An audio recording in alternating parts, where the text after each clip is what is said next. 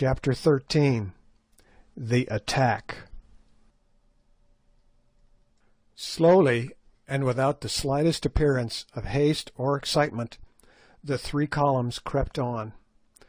When within about 500 yards of us, the main or centre column halted at the root of a tongue of open plain which ran up into the hill, to give time to the other divisions to circumvent our position, which was shaped more or less in the form of a horseshoe, with its 2 points facing towards the town of Loo. The object of this manoeuvre was that the threefold assault should be delivered simultaneously. "Oh, for a Gatling!" groaned Good, as he contemplated the serried phalanxes beneath us. "I would clear that plain in 20 minutes." "We have not got one, so it is no use yearning for it. But suppose you try a shot, Quatermain," said Sir Henry. "See how near you can go to that tall fellow who appears to be in command. 2 to 1 you miss him, and an even sovereign to be honestly paid if we ever get out of this, that you don't drop that bullet within 5 yards." This piqued me, so loading the express with solid ball, I waited till my friend walked some 10 yards out from his force, in order to get a better view of our position, accompanied only by an orderly.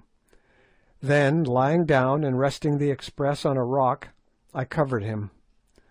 The rifle, like all expresses, was only sighted to 350 yards, so to allow for the drop in trajectory I took him halfway down the neck, which ought, I calculated, to find him in the chest.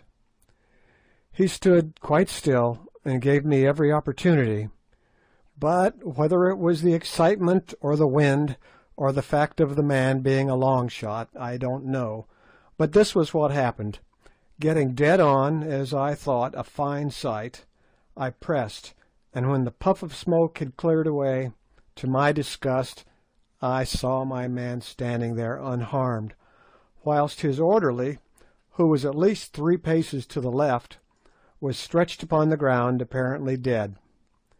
Turning swiftly, the officer I had aimed at began to run towards his men in evident alarm. "Bravo, Quatermain!" sang out Good. "You frightened him." This made me very angry, for if possible to avoid it, I hate to miss in public. When a man is master of only one art, he likes to keep up his reputation in that art. Moved quite out of myself at my failure, I did a rash thing. Rapidly covering the general as he ran, I let drive with the second barrel. Instantly the poor man threw up his arms and fell forward onto his face. This time I had made no mistake, and I say it as a proof of how little we think of others when our own safety, pride, or reputation is in question. I was brute enough to feel delighted at the sight. The regiments who had seen the feat cheered wildly at this exhibition of the white man's magic, which they took as an omen of success, while the force the general had belonged to, which indeed, as we ascertained afterwards, he had commanded, fell back in confusion. Sir Henry and Good now took up their rifles and began to fire, the latter industrially browning the dense mass before him with another Winchester repeater, and I also had another shot or 2, with the result, so far as we could judge, that we put some 6 or 8 men hors de combat before they were out of range. Just as we stopped firing, there came an ominous roar from our far right. Then a similar roar rose on our left. The other 2 divisions were engaging us. At the sound, the mass of men before us opened out a little, and advanced towards the hill and up the spit of bare grassland at a slow trot, singing a deep-throated song as they ran. We kept up a steady fire from our rifles as they came, Ignosi joining in occasionally, and accounted for several men, but of course we produced no more effect upon that mighty rush of armed humanity than he who throws pebbles does on the breaking wave. On they came, with a shout and the clashing of spears, Now they were driving in the pickets we had placed among the rocks at the foot of the hill. After that the advance was a little slower, for though as yet we had offered no serious opposition, the attacking forces must climb uphill, and they came slowly to save their breath. Our first line of defence was about halfway down the side of the slope, our second 50 yards further back, while our third occupied the edge of the plateau. On they stormed, shouting their war cry, "Twala! Twala! Chile! Chile!" Twala! Twala! Smite! Smite! "Ignosi! Ignosi! Chile! Chile!" answered our people. They were quite close now, and the Twalas or throwing knives began to flash backwards and forwards, and now with an awful yell the battle closed in. To and fro swayed the mass of struggling warriors, men falling fast as leaves in an autumn wind. But before long the superior weight of the attacking forces began to tell, and our first line of defence was slowly pressed back till it merged into the second. Here the struggle was very fierce, but again our people were driven back and up, till at length, within 20 minutes of the commencement of the fight, our third line came into action. But by this time the assailants were very much exhausted, and besides had lost many men killed and wounded, and to break through that third impenetrable hedge of spears proved beyond their powers. For a while the seething lines of savages swung backwards and forwards in the fierce ebb and flow of battle, and the issue was doubtful. Sir Henry watched the desperate struggle with a kindling eye, and then without a word he rushed off, followed by Good, and flung himself into the hottest of the fray. As for myself, I stopped where I was.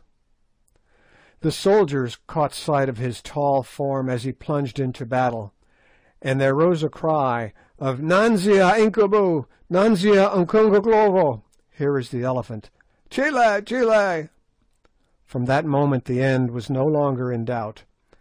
Inch by inch, fighting with splendid gallantry, the attacking force was pressed back down the hillside, till at last it retreated upon its reserves in something like confusion. At that instant, too, a messenger arrived to say that the left attack had been repulsed, and I was just beginning to congratulate myself, believing that the affair was over for the present, when to our horror we perceived our men who had been engaged in the right defence being driven towards us across the plain, followed by swarms of the enemy who had evidently succeeded at this point. Ignosi, who was standing by me, took in the situation at a glance and issued a rapid order. Instantly the reserve regiment around us, the Greys, extended itself. Again Ignosi gave a word of command, which was taken up and repeated by the captains, and in another second, to my intense disgust, I found myself involved in a furious onslaught upon the advancing foe. Getting as much as I could behind Ignosi's huge frame, I made the best of a bad job, and toddled along to be killed as though I liked it. In a minute or two we were plunging through the flying groups of our men, who at once began to reform behind us, and then I am sure I do not know what happened. All I can remember is a dreadful rolling noise of the meeting of shields, and the sudden apparition of a huge ruffian whose eyes seemed literally to be staring out of his head, making straight at me with a bloody spear. But, I say it with pride, I rose, or rather sank, to the occasion. It was one before which most people would have collapsed once and for all. Seeing that if I stood where I was I must be killed, as the horrid apparition came I flung myself down in front of him so cleverly that, being unable to stop himself, he took a header right over my prostrate form. Before he could rise again, I had risen and settled the matter from behind with my revolver. Shortly after this somebody knocked me down, and I remember no more of that charge. When I came to, I found myself back at the koppie, with Good bending over me holding some water in a gourd. "How do you feel, old fellow?" he asked anxiously. I got up and shook myself before replying. "Pretty well, thank you," I answered. "Thank heavens! When I saw them carry you in I felt quite sick. I thought you were done for." "Not this time, my boy. I fancy I only got a rap on the head, which knocked me stupid. How has it ended?" "They are repulsed at every point for a while. The loss is dreadfully heavy. We have quite 2,000 killed and wounded, and they must have lost 3. Look, there's a sight," and he pointed to the long lines of men advancing by 4s.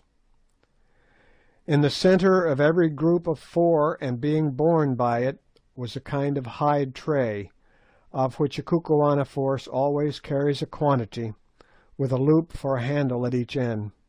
On these trays, and their number seemed endless, lay wounded men, who as they arrived were hastily examined by the medicine men, of whom 10 were attached to a regiment. If the wound was not of a fatal character, the sufferer was taken away and attended to as carefully as circumstances would allow. But if, on the other hand, the injured man's condition proved hopeless, what followed was very dreadful, though doubtless it may have been the truest mercy. One of the doctors, under pretence of carrying out an examination, swiftly opened an artery with a sharp knife, and in a minute or two the sufferer expired painlessly. There were many cases that day in which this was done. In fact, it was done in the majority of cases when the wound was in the body, for the gash made by the entry of the enormously broad spears used by the Kukuanas generally rendered recovery impossible.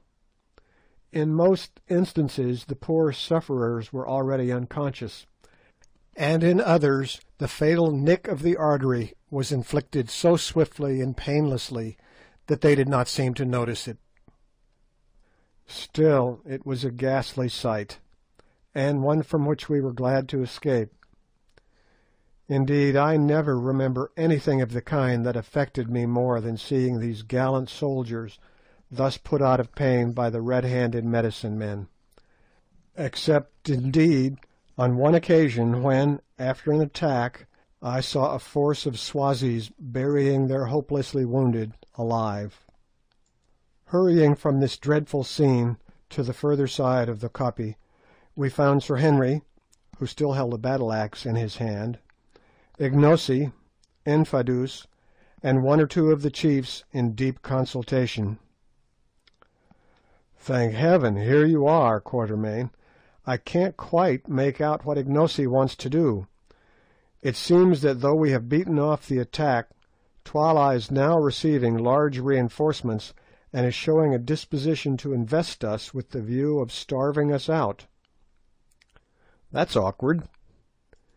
"Yes, especially as Infadoos says that the water supply has given out."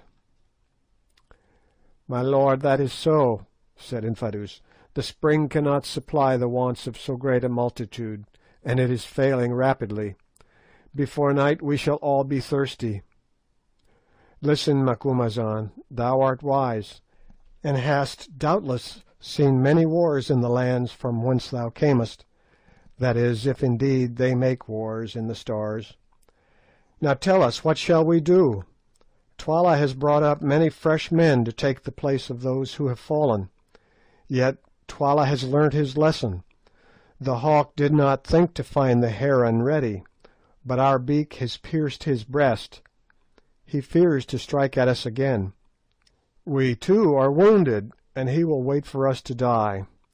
He will wind himself round us like a snake round a buck, and fight the fight of sit down." "I hear thee," I said.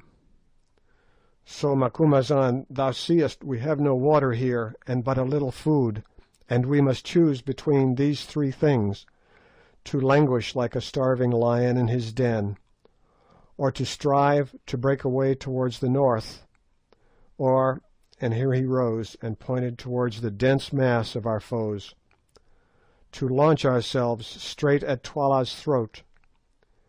Incubu, the great warrior, for today he fought like a buffalo in a net, and Twala's soldiers went down before his axe like young corn before the hail, and with these eyes I saw it. Incubu says charge, but the elephant is ever prone to charge. Now what says Macumazahn, the wily old fox, who has seen much, and loves to bite his enemy from behind?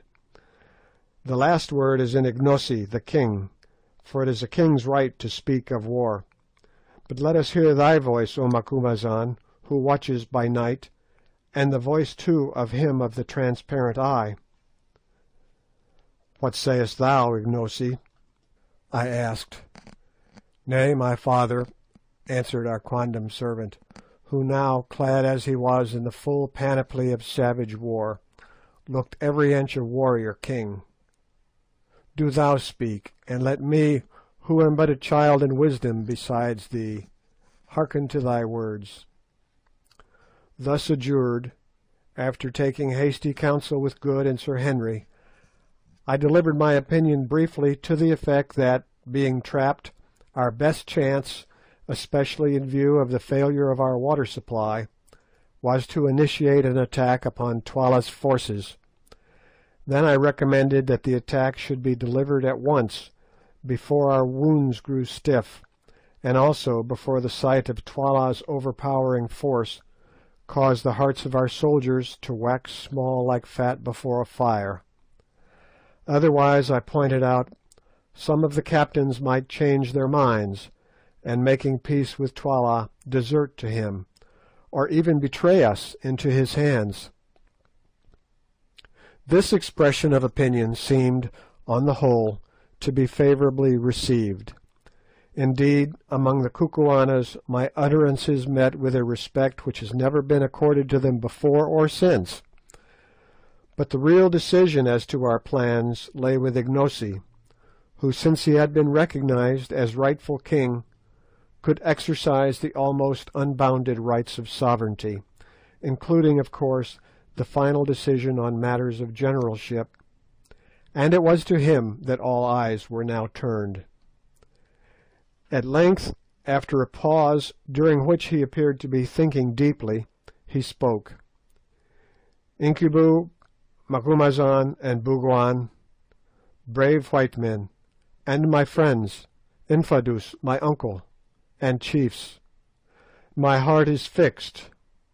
I will strike at Twala this day, and set my fortunes on the blow, I and my life and your lives also. Listen, thus will I strike. Ye see how the hill curves round like the half-moon, and how the plain runs like a green tongue towards us within the curve. We see, I answered. Good. It is now midday, and the men eat and rest after the toil of battle. When the sun has turned and travelled a little way towards the darkness, let thy regiment, my uncle, advance with one other down to the great tongue, and it shall be that when Twala sees it, he will hurl his force against it to crush it. But the spot is narrow, and the regiments can come against thee one at a time only. So may they be destroyed one by one, and the eyes of all Twala's army shall be fixed upon a struggle the like of which has not been seen by living man.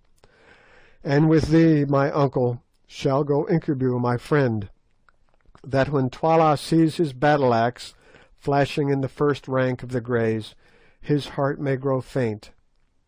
And I will come with the second regiment, that which follows thee, so that if ye are destroyed, as it might happen, there may yet be a king left to fight for, and with me shall come Macumazahn the wise. It is well, O king, said Infadoos, apparently contemplating the certainty of the complete annihilation of his regiment with perfect calmness. Truly, these Kukuanas are a wonderful people. Death has no terror for them when it is incurred in the course of duty. And whilst the eyes of the magnitude of Twala's soldiers are thus fixed upon the fight, went on Ignosi, behold, 1/3 of the men who are left alive to us, that is, about 6,000, shall creep along the right horn of the hill, and fall upon the left flank of Twala's forces, and 1/3 shall creep along the left horn, and fall upon Twala's right flank. And when I see that the horns are ready to toss Twala, then will I, with the men who remain to me, charge home in Twala's face. And if fortune goes with us, the day will be ours, and before night drives her black oxen from the mountains to the mountains, we shall sit in peace at Loo. And now let us eat and make ready, and Infadoos, do thou prepare, that the plan be carried out without fail.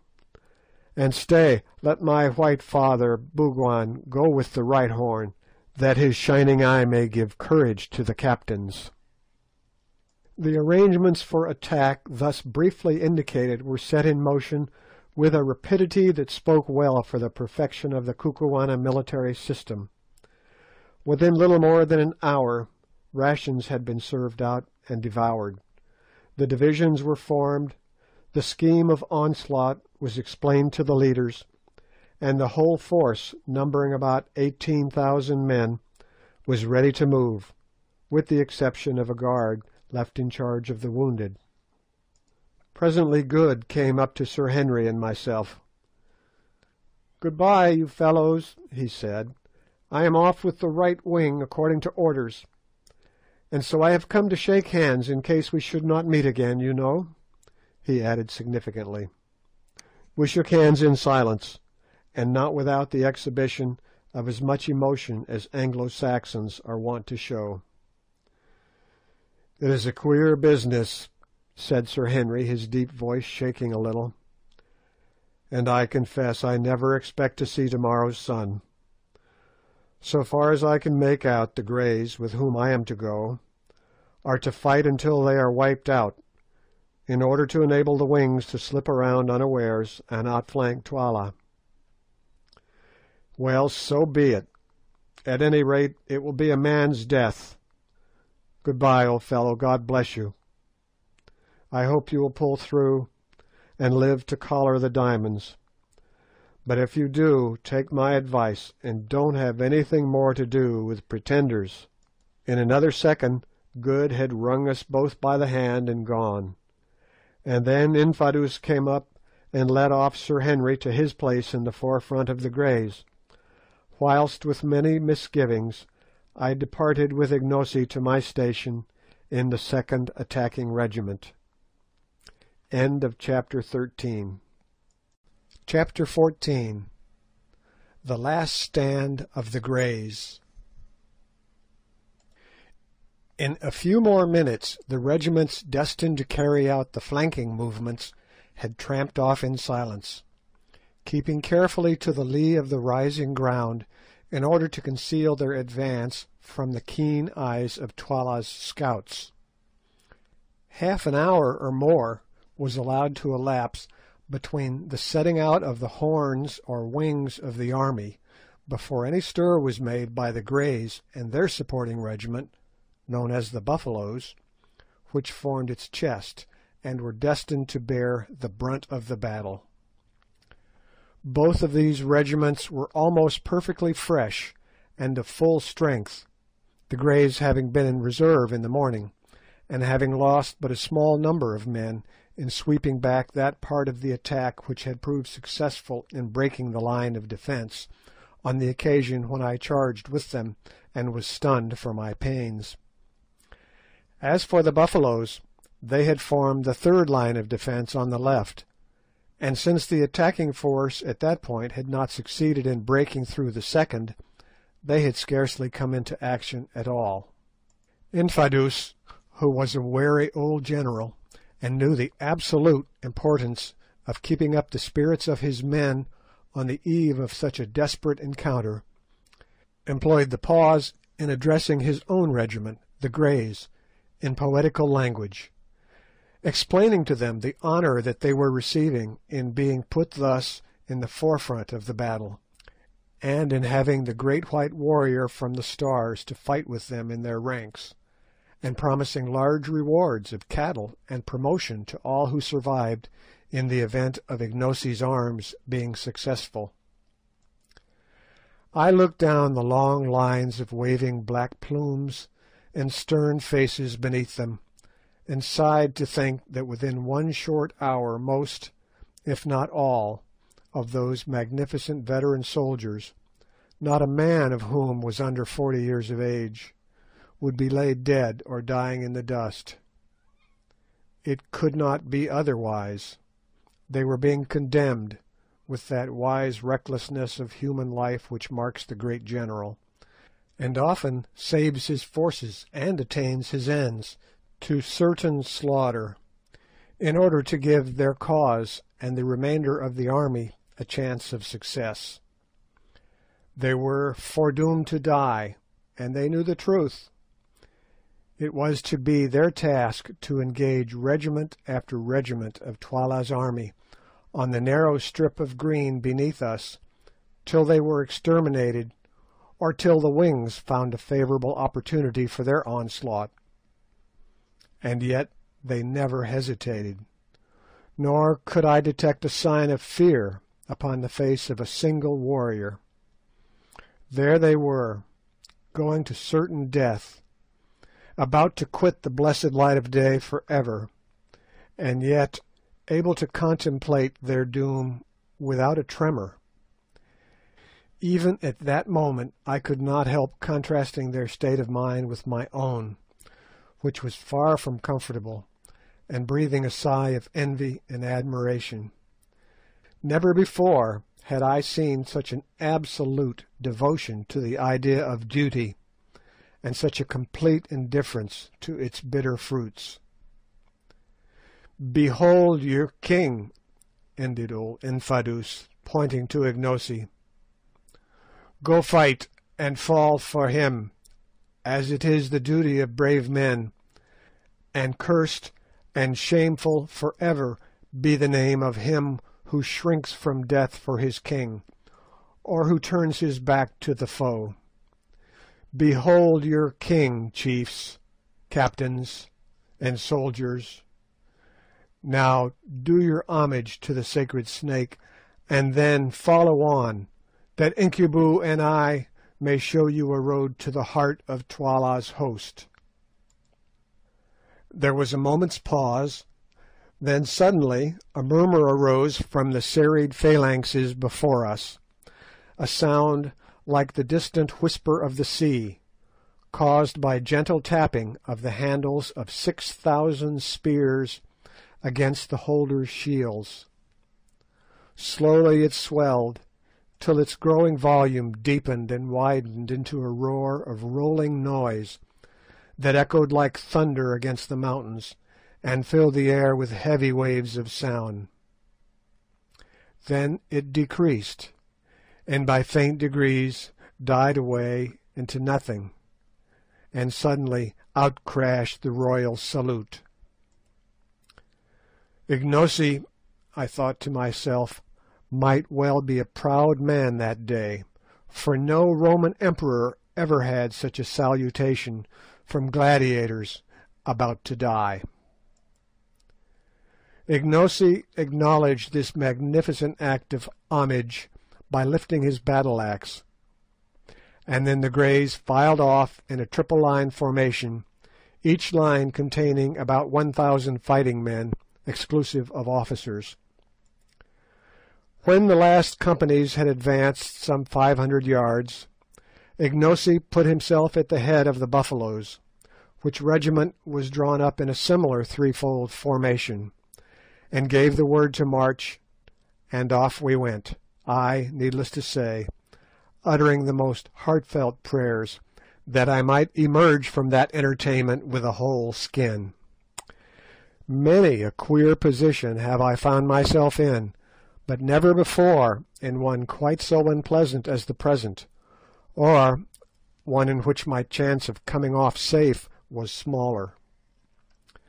By the time that we reached the edge of the plateau, the Greys were already halfway down the slope ending in the tongue of grassland that ran up into the bend of the mountain, something as the frog of a horse's foot runs up into the shoe.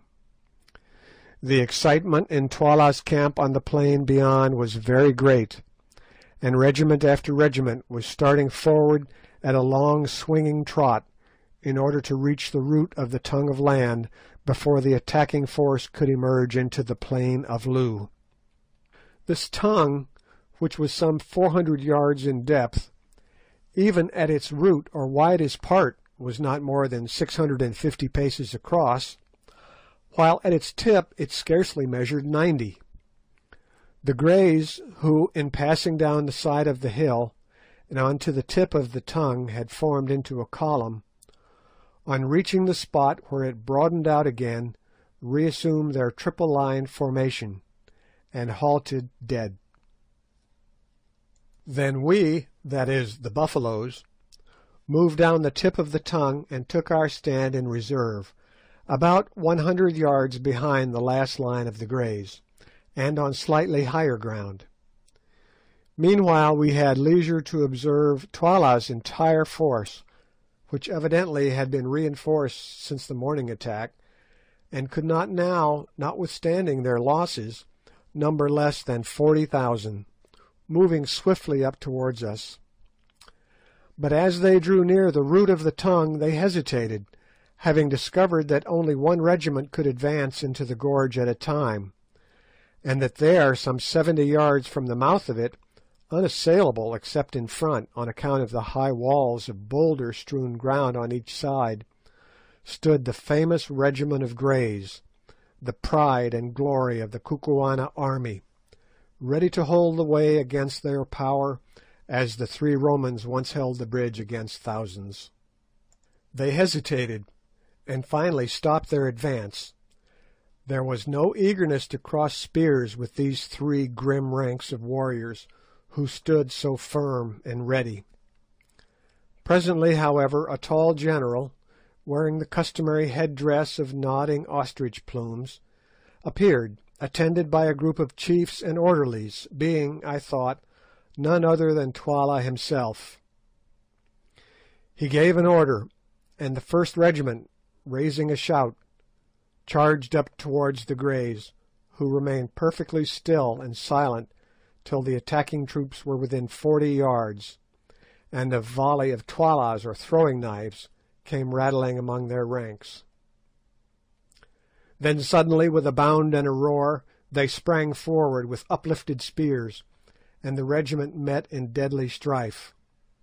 Next second the roll of the meeting shields came to our ears like the sound of thunder, and the plain seemed to be alive with flashes of light reflected from the shimmering spears.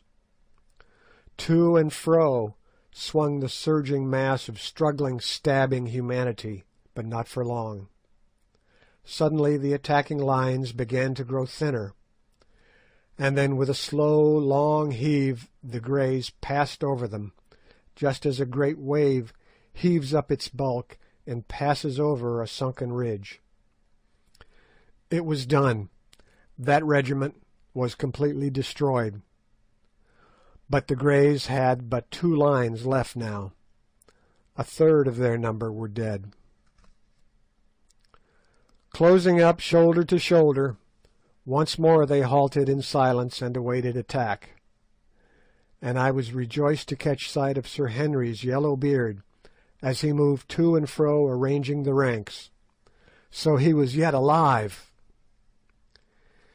Meanwhile, we moved on to the ground of the encounter, which was cumbered by about 4,000 prostrate human beings, dead, dying, and wounded, and literally stained red with blood. Ignosi issued an order, which was rapidly passed down to the ranks, to the effect that none of the enemy's wounded were to be killed, and so far as we could see this command was scrupulously carried out. It would have been a shocking sight if we had found time to think of such things. But now a second regiment, distinguished by white plumes, kilts, and shields, was moving to the attack of the 2,000 remaining Greys, who stood waiting in the same ominous silence as before, till the foe was within 40 yards or so, when they hurled themselves with irresistible force upon them. Again there came the awful roll of the meeting shields, and as we watched, the tragedy repeated itself. But this time the issue was left longer in doubt. Indeed, it seemed for a while almost impossible that the Greys should again prevail. The attacking regiment, which was formed of young men, fought with the utmost fury, and at first seemed by sheer weight to be driving the veterans back. The slaughter was truly awful, hundreds falling every minute, and from among the shouts of the warriors and the groans of the dying, set to the music of clashing spears, came a continuous hissing undertone of "Sji, Sji," the note of triumph of each victor as he passed his assegai through and through the body of his fallen foe. But perfect discipline and steady and unchanging valour can do wonders, and one veteran soldier is worth 2 young ones, as soon became apparent in the present case. For just when we thought that it was all over with the Greys, and were preparing to take their place so soon as they made room by being destroyed, I heard Sir Henry's deep voice ringing out through the din, and caught a glimpse of his circling battle-axe as he waved it high above his plumes. Then came a change. The Greys ceased to give. They stood still as a rock, against which the furious waves of spearmen broke again and again, only to recoil. Presently they began to move once more, forward this time. As they had no firearms, there was no smoke, and we could see it all. Another minute, and the onslaught grew fainter. "Ah, these are men indeed! They will conquer again," called out Ignosi, who was grinding his teeth with excitement at my side. "See, it is done!" Suddenly, like puffs of smoke from the mouth of a cannon, the attacking regiment broke away in flying groups, their white headdresses streaming behind them in the wind, and left their opponents victors indeed, but alas, no more a regiment. Of the gallant triple line, which 40 minutes before had gone into action 3,000 men strong, there remained at most some 600 blood-spattered men. The rest were under foot. And yet they cheered and waved their spears in triumph, and then instead of falling back upon us as we expected, they ran forward for 100 yards or so, after the flying groups of foemen, took possession of a rising knoll of ground, and, resuming their triple formation, formed a threefold ring around its base. And there, thanks be to Heaven, standing on the top of the mound for a minute, I saw Sir Henry, apparently unharmed, and with him our old friend Infadoos. Then Twala's regiments rolled down upon the doomed band, and once more the battle closed in. As those who read this history will probably long ago have gathered, I am, to be honest, a bit of a coward, and certainly in no way given to fighting, though somehow it has often been my lot to get into unpleasant situations, and to be obliged to shed man's blood. But I have always hated it, and kept my own blood as undiminished in quantity as possible, sometimes by a judicious use of my heels. At this moment, however, for the first time in my life, I felt my bosom burn with martial ardour.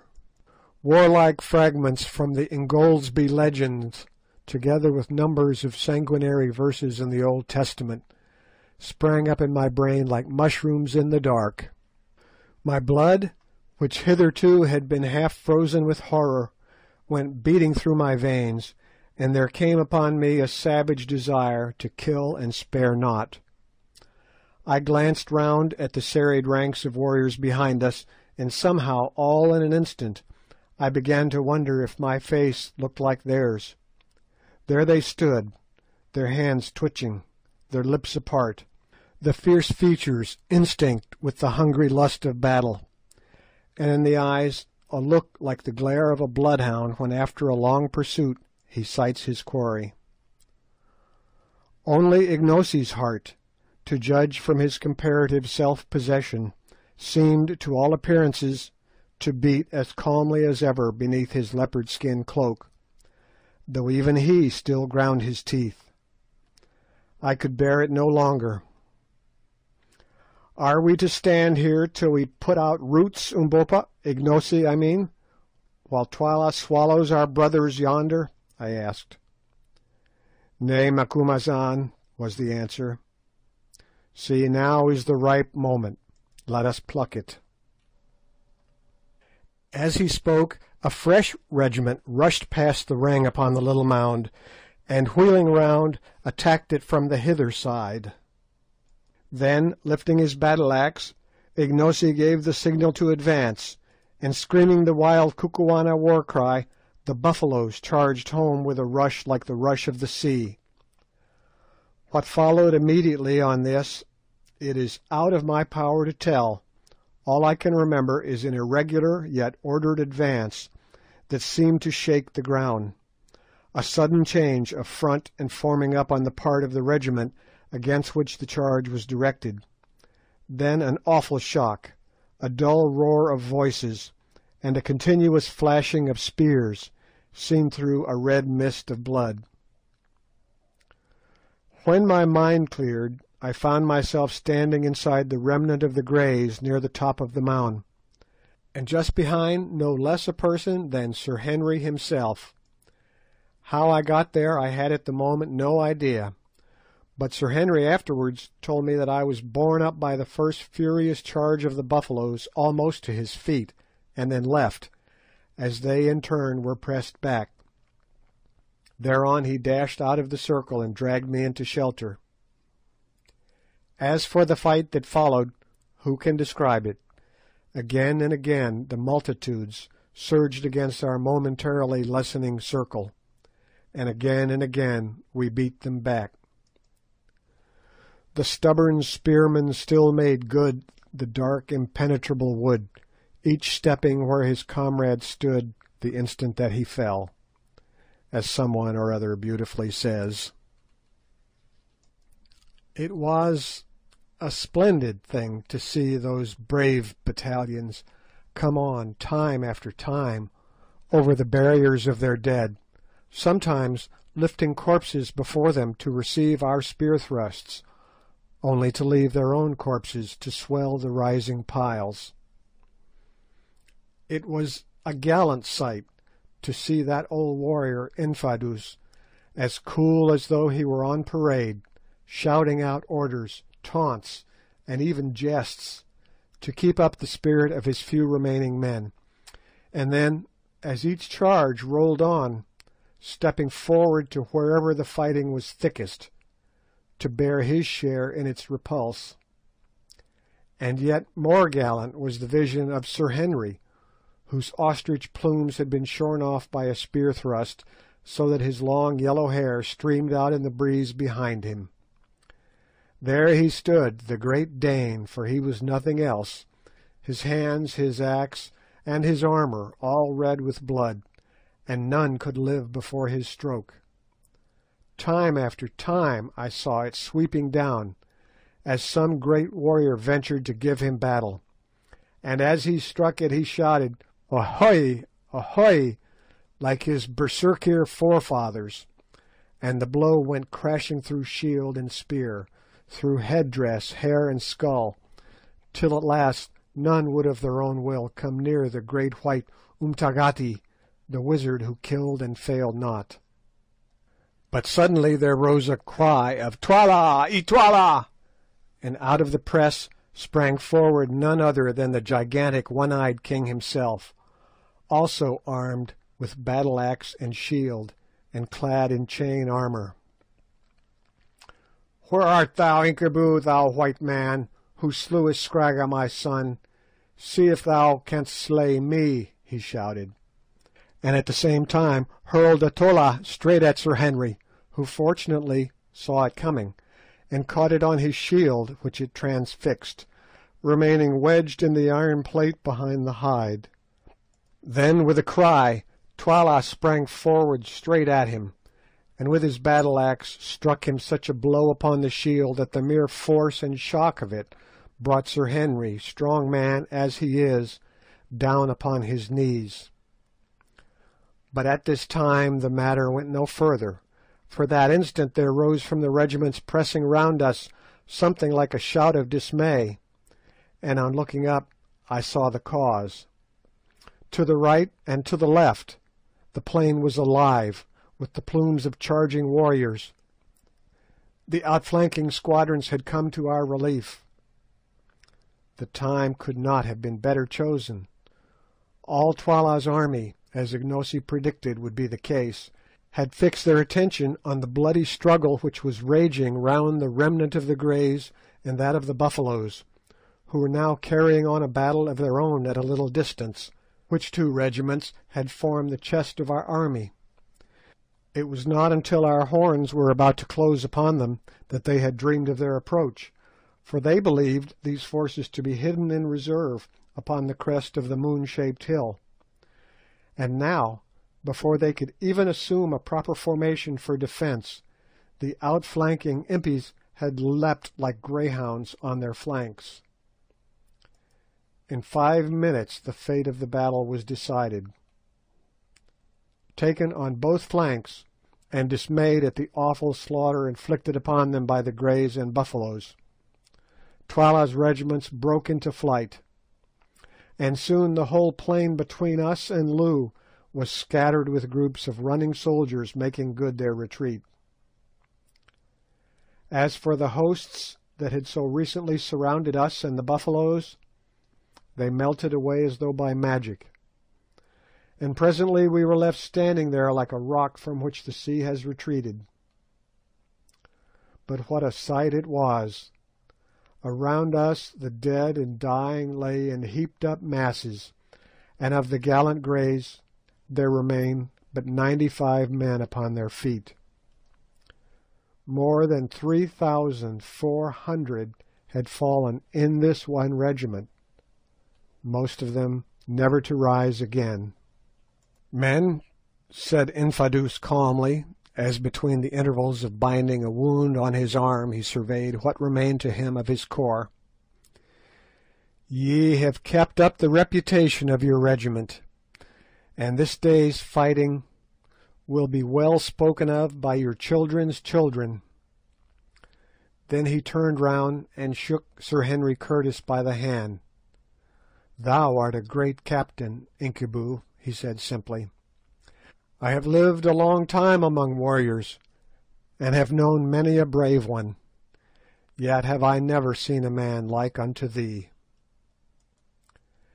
At this moment the Buffaloes began to march past our position on the road to Loo, and as they went a message was brought to us from Ignosi requesting Infadoos, Sir Henry, and myself to join them.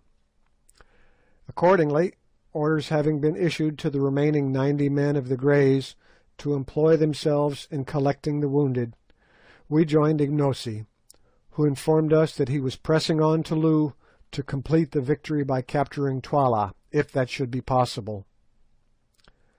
Before we had gone far, suddenly we discovered the figure of Good sitting on an ant-heap about 100 paces from us. Close beside him was the body of a Kukuana. "He must be wounded," said Sir Henry anxiously. As he made the remark, an untoward thing happened. The dead body of the Kukuana soldier, or rather what had appeared to be his dead body, suddenly sprang up, knocked Good head over heels off the ant-heap, and began to spear him. We rushed forward in terror, and as we drew near we saw the brawny warrior making dig after dig at the prostrate Good, who at each prod jerked all his limbs into the air. Seeing us coming, the Kukuana gave one final and most vicious dig, and with a shout of "Take that, wizard!" bolted away. Good did not move, and we concluded that our poor comrade was done for. Sadly we came towards him, and were astonished to find him pale and faint indeed, but with a serene smile upon his face, and his eyeglass still fixed in his eye. "Capital armour this," he murmured, on catching sight of our faces bending over him. "How sold that beggar must have been!" And then he fainted. On examination we discovered that he had been seriously wounded in the leg by a Twala in the course of the pursuit, but that the chain armour had prevented his last assailant's spear from doing anything more than bruise him badly. It was a merciful escape. As nothing could be done for him at the moment, he was placed on one of the wicker shields used for the wounded, and carried along with us. On arriving before the nearest gate of Loo, we found one of our regiments watching it in obedience to orders received from Ignosi.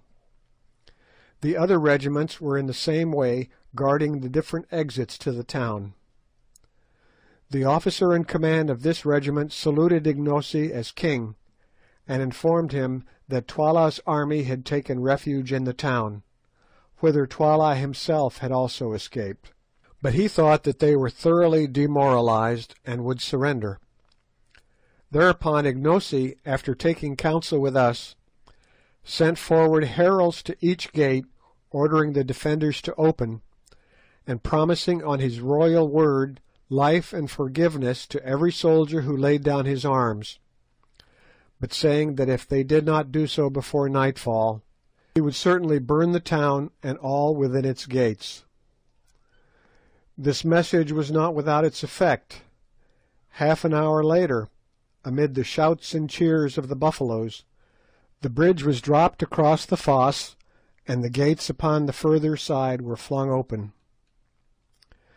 Taking due precautions against treachery, we marched on into the town. All along the roadways stood thousands of dejected warriors, their heads drooping, and their shields and spears at their feet, who, headed by their officers, saluted Ignosi as king as he passed. On we marched, straight to Twala's kraal. When we reached the great space where a day or two previously we had seen the review and the witch hut, we found it deserted. No, not quite deserted, for there on the further side, in front of his hut, sat Twala himself, with but one attendant, Gagool. It was a melancholy sight to see him seated, his battle-axe and shield by his side, his chin upon his mailed breast, with but one old crone for companion, and notwithstanding his crimes and misdeeds, a pang of compassion shot through me as I looked upon Twala, thus fallen from his high estate. Not a soldier of all his armies, not a courtier out of the hundreds who had cringed round him, not even a solitary wife, remained to share his fate or have the bitterness of his fall. Poor savage, he was learning the lesson which fate teaches to most of us who live long enough, that the eyes of mankind are blind to the discredited, and that he who is defenceless and fallen finds few friends and little mercy, nor indeed in this case did he deserve any. Filing through the kraal gate, we marched across the open space to where the ex-king sat. When within about 50 yards of him the regiment was halted, and accompanied by only a small guard, we advanced towards him, Gagool reviling us bitterly as we came. As we drew near, Twala, for the first time, lifted his plumed head, and fixed his one eye, which seemed to flash with suppressed fury almost as brightly as the great diamond round his forehead, upon his successful rival, Ignosi. "Hail, O king!" he said with bitter mockery, "thou who hast eaten of my bread, and now by the aid of the white man's magic hast seduced my regiments and defeated mine army. Hail! What fate hast thou in store for me, O king?" "The fate thou gavest to my father, whose throne thou hast sat on these many years," was the stern answer. It is good. I will show thee how to die, that thou mayest remember it against thine own time. See, the sun sinks in blood," and he pointed with his battle-axe towards the setting orb. "It is well that my son should go down in its company. And now, O king, I am ready to die, but I crave the boon of the Kukuana royal house, to die fighting." Note: it is a law amongst the Kukuanas that no man of the direct royal blood can be put to death unless by his own consent, which is, however, never refused.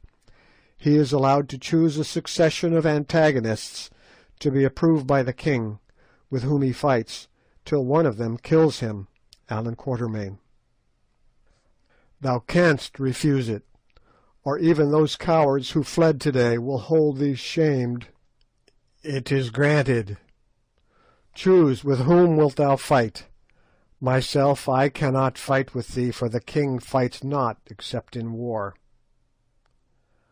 Twala's sombre eye ran up and down our ranks, and I felt, as for a moment it rested on myself, that the position had developed a new horror.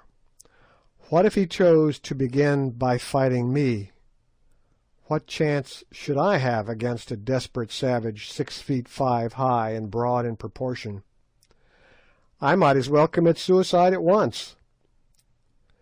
Hastily I made up my mind to decline the combat, even if I were hooted out of Kukuana land as a consequence. It is, I think, better to be hooted than to be quartered with a battle-axe. Presently Twala spoke. "Incubu, what sayest thou? Shall we end what we began today? Or shall I call thee coward, white even to the liver?" "Nay," interposed Ignosi hastily, "thou shalt not fight with Incubu." "Not if he is afraid," said Twala. Unfortunately, Sir Henry understood this remark, and the blood flamed up in his cheeks. "I will fight him," he said. "He shall see if I am afraid." "For heaven's sake," I entreated, "don't risk your life against that of a desperate man. Anybody who saw you today will know that you are brave enough." "I will fight him," was the sullen answer. "No living man shall call me a coward. I am ready now," and he stepped forward and lifted his axe. I wrung my hands over this absurd piece of Quixotism, but if he was determined on this deed, of course I could not stop him.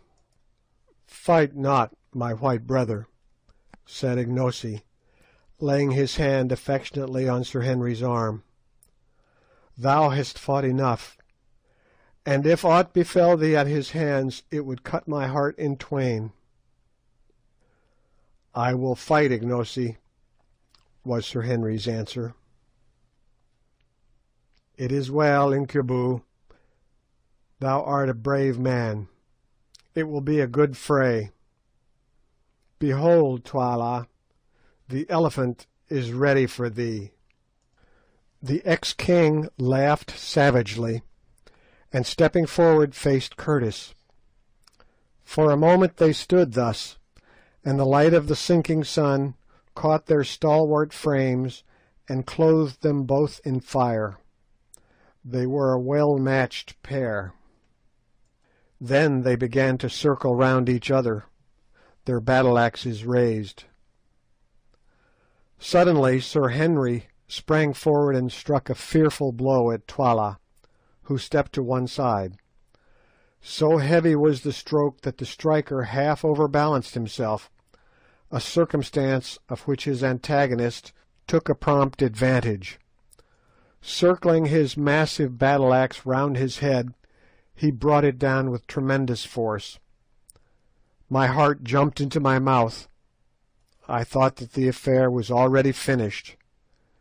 But no, with a quick upward movement of the left arm, Sir Henry interposed his shield between himself and the axe, with the result that its outer edge was shorn away, the axe falling on his left shoulder, but not heavily enough to do any serious damage.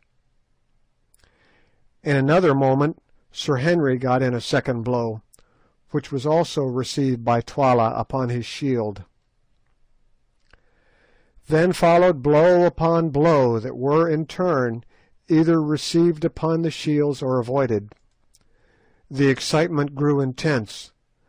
The regiment which was watching the encounter forgot its discipline, and drawing near shouted and groaned at every stroke. Just at this time, too, Good, who had been laid upon the ground by me, recovered from his faint, and sitting up perceived what was going on. In an instant he was up, and catching hold of my arm, hopped about from place to place on one leg, dragging me after him and yelling encouragements to Sir Henry. "Go to it, old fellow," he hallooed. "That was a good one. Give it him amidships," and so on. Presently Sir Henry, having caught a fresh stroke upon his shield, hit out with all his force. The blow cut through Twala's shield and through the tough chain armour behind it, gashing him in the shoulder. With a yell of pain and fury, Twala returned the blow with interest, and, such was his strength, shore right through the rhinoceros's horn handle of his antagonist's battle-axe, strengthened as it was with bands of steel, wounding Curtis in the face. A cry of dismay rose from the buffaloes as our hero's broad axe-head fell to the ground, and Twala, again raising his weapon, flew at him with a shout. I shut my eyes. When I opened them again, it was to see Sir Henry's shield lying on the ground, and Sir Henry himself with his great arms twined round Twala's middle. To and fro they swung, hugging each other like bears, straining with all their mighty muscles for dear life and dearer honour. With a supreme effort Twala swung the Englishman clean off his feet, and down they came together, rolling over and over on the lime paving, Twala striking out at Curtis's head with the battle-axe, and Sir Henry trying to drive the tola he had drawn from his belt through Twala's armour. It was a mighty struggle, and an awful thing to see. "Get his axe!" yelled Good, and perhaps our champion heard him. At any rate, dropping the tola, he snatched at the axe, which was fastened to Twala's wrist by a strip of buffalo hide, and still rolling over and over they fought for it like wildcats, drawing their breath in heavy gasps. Suddenly the hide string burst, and then with a great effort Sir Henry freed himself, the weapon remaining in his hand. Another second and he was upon his feet, the red blood streaming from the wound in his face, and so was Twala. Drawing the heavy tola from his belt, he reeled straight at Curtis and struck him in the breast. The stab came home true and strong, but whoever it was who made that chain armour, he understood his art, for it withstood the steel. Again Twala struck out with a savage yell, and once more the sharp knife rebounded, and Sir Henry went staggering back. Once more Twala came on, and as he came our great Englishman gathered himself together, and swinging the big axe round his head with both hands, hit at him with all his force. There was a shriek of excitement from 1,000 throats, and behold, Twala's head seemed to spring from his shoulders. Then it fell and came rolling and bounding along the ground towards Ignosi, stopping just at his feet. For a second the corpse stood upright. Then with a dull crash it came to the earth, and the gold torque from its neck rolled away across the pavement. As it did so, Sir Henry, overpowered by faintness and loss of blood, fell heavily across the body of the dead king. In a second he was lifted up, and eager hands were pouring water on his face. Another minute, and the grey eyes opened wide. He was not dead. Then I, just as the sun sank, stepping to where Twala's head lay in the dust, unloosed the diamond from the dead brows, and handed it to Ignosi. "Take it," I said, "lawful king of the Kukuanas, king by birth and victory." Ignosi bound the diadem upon his brows. Then advancing, he placed his foot upon the broad chest of his headless foe, and broke out into a chant, or rather a paean of triumph, so beautiful and yet so utterly savage, that I despair of being able to give an adequate version of his words. Once I heard a scholar with a fine voice read aloud from the Greek poet Homer, and I remember that the sound of the rolling lines seemed to make my blood stand still. Ignosi's chant, uttered as it was in a language as beautiful and sonorous as the old Greek, produced exactly the same effect on me, although I was exhausted with toil and many emotions. "Now," he began, "now our rebellion is swallowed up in victory, and our evil doing is justified by strength. In the morning the oppressors arose and stretched themselves. They bound on their harnesses and made them ready to war. They rose up and tossed their spears. The soldiers called to the captains, 'Come, lead us,' and the captains cried to the king, 'Direct thou the battle.' They laughed in their pride, 20,000 men, and yet a 20,000. Their plumes covered the valleys as the plumes of a bird cover her nest. They shook their shields and shouted, yea, they shook their shields in the sunlight. They lusted for battle and were glad. They came up against me. Their strong ones ran swiftly to slay me. They cried, 'Ha, ha! He is as one already dead.' Then I breathed on them, and my breath was as the breath of a wind, and lo, they were not. My lightnings pierced them. I licked up their strength with the lightning of my spears. I shook them to the ground with the thunder of my shoutings. They broke. They scattered. They were gone as the mists of the morning. They are food for the kites and the foxes, and the place of battle is fat with their blood. Where are the mighty ones who rose up in the morning? Where are the proud ones who tossed their spears and cried, 'He is as a man already dead'? They bow their heads, but not in sleep. They are stretched out, but not in sleep. They are forgotten. They have gone into the blackness. They dwell in the dead moons. Yea, others shall lead away their wives, and their children shall remember them no more. And I, the king, like an eagle, I have found my eyrie. Behold, far have I flown in the night season, yet have I returned to my young at the daybreak. Shelter ye under the shadow of my wings, O people, and I will comfort you, and ye shall not be dismayed.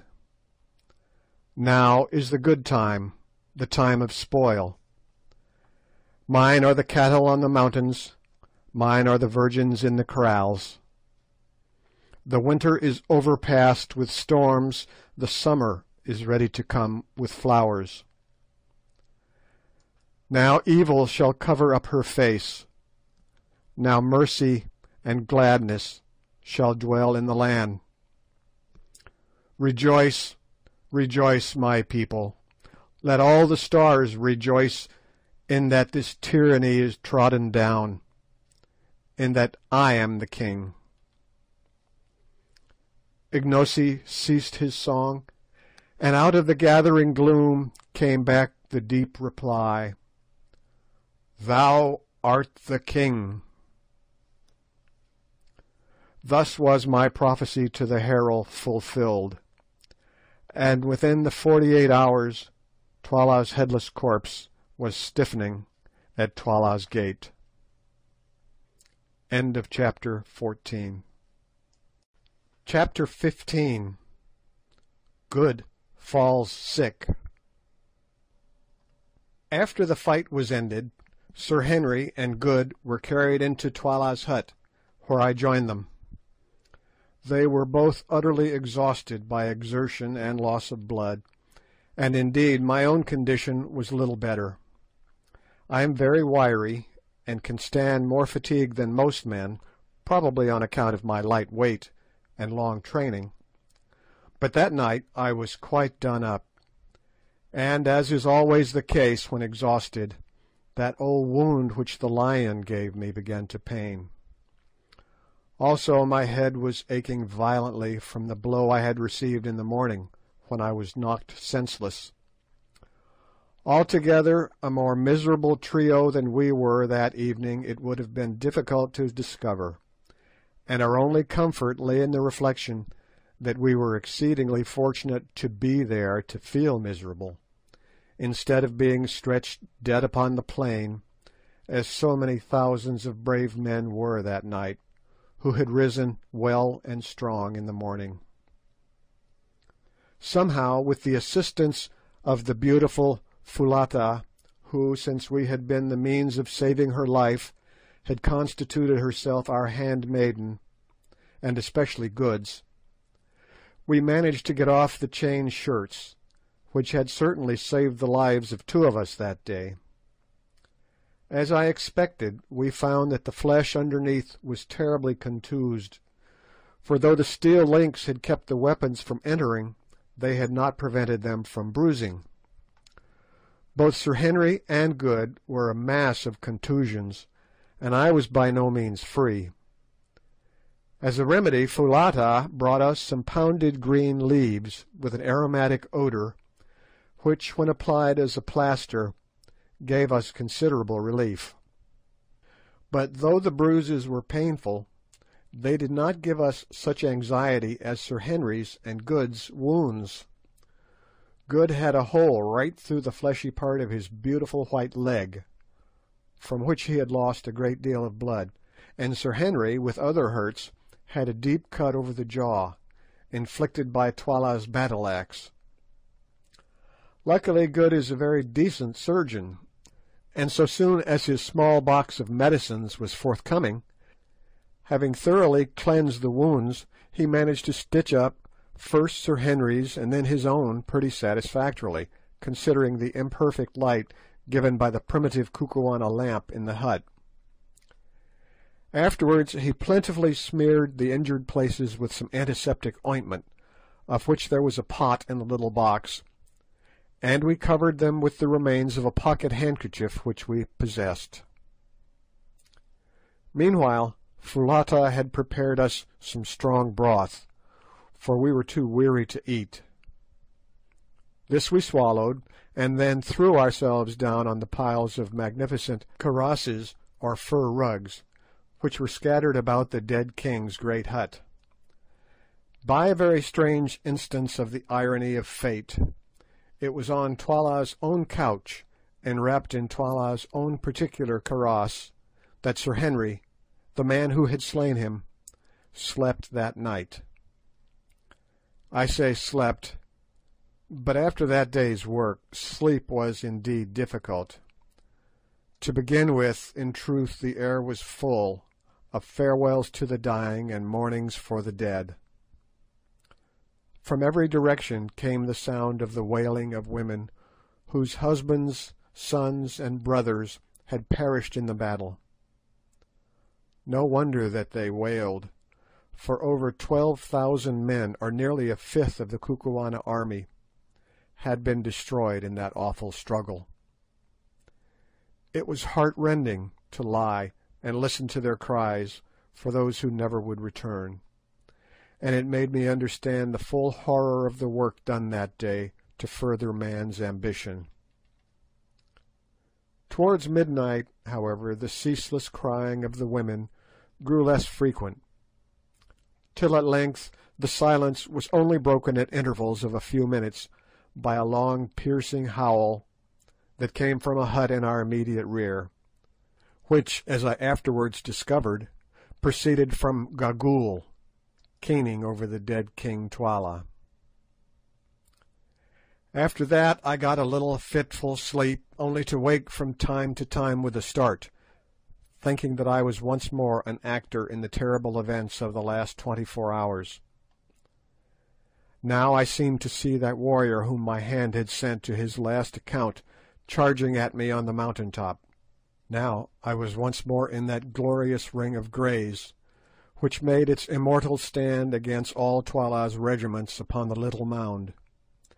And now again I saw Twala's plumed and gory head roll past my feet, with gnashing teeth and glaring eyes. At last, somehow or other, the night passed away. But when dawn broke I found that my companions had slept no better than myself. Good indeed was in a high fever, and very soon afterwards began to grow light-headed, and also, to my alarm, to spit blood, the result, no doubt, of some internal injury inflicted during the desperate efforts made by the Kukuana warrior on the previous day to force his big spear through the chain armour. Sir Henry, however, seemed pretty fresh, notwithstanding his wound on the face, which made eating difficult and laughter an impossibility, though he was so sore and stiff that he could scarcely stir. About 8 o'clock we had a visit from Infadoos, who appeared but little the worse, tough old warrior that he was, for his exertions in the battle, although he informed us that he had been up all night. He was delighted to see us, but much grieved at Good's condition, and shook our hands cordially. I noticed, however, that he addressed Sir Henry with a kind of reverence, as though he were something more than man, and indeed, as we afterwards found out, the great Englishman was looked on throughout Kukuanaland as a supernatural being. No man, the soldiers said, could have fought as he fought, or, at the end of a day of such toil and bloodshed, could have slain Twala, who, in addition to being the king, was supposed to be the strongest warrior in the country, in single combat, shearing through his bull neck at a stroke. Indeed, that stroke became proverbial in Kukuanaland, and any extraordinary blow or feat of strength was henceforth known as Incubu's blow. Infadoos told us also that all Twala's regiments had submitted to Ignosi, and that like submissions were beginning to arrive from chiefs in the outlying country. Twala's death at the hands of Sir Henry had put an end to all further chances of disturbances, for Scragga had been his only legitimate son, so there was no rival claimant to the throne left alive. I remarked that Ignosi had swum to power through blood. The old chief shrugged his shoulders. Yes, he answered, but the Kukuana people can only be kept cool by letting their blood flow sometimes. Many are killed indeed, but the women are left, and others must soon grow up to take the places of the fallen. After this the land would be quiet for a while. Afterwards, in the course of the morning, we had a short visit from Ignosi, on whose brows the royal diadem was now bound. As I contemplated him advancing with kingly dignity, an obsequious guard following his steps, I could not help recalling to my mind the tall Zulu who had presented himself to us at Durban some months back, asking to be taken into our service, and reflecting on the strange revolutions of the wheel of fortune. "Hail, O king," I said, rising. "Yes, Macumazahn, king at last, by the might of your 3 right hands," was the ready answer. All was, he said, going well, and he hoped to arrange a great feast in 2 weeks' time, in order to show himself to the people. I asked him what he had settled to do with Gagool. "She is the evil genius of the land," he answered, "and I shall kill her, and all the witch doctors with her. She has lived so long that none can remember when she was not very old. And she it is who has always trained the witch hunters, and made the land wicked in the sight of the heavens above." "Yet she knows much," I replied. "It is easier to destroy knowledge, Ignosi, than to gather it." "That is so," he said thoughtfully. "She, and only she, knows the secret of the three witches yonder, whither the great road runs, where the kings are buried and the silent ones sit. Yes, and the diamonds are.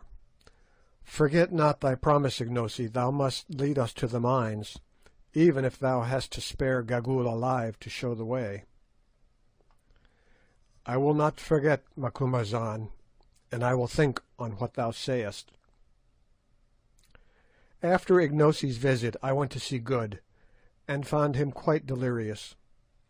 The fever set up by his wound seemed to have taken a firm hold of his system, and to be complicated with an internal injury.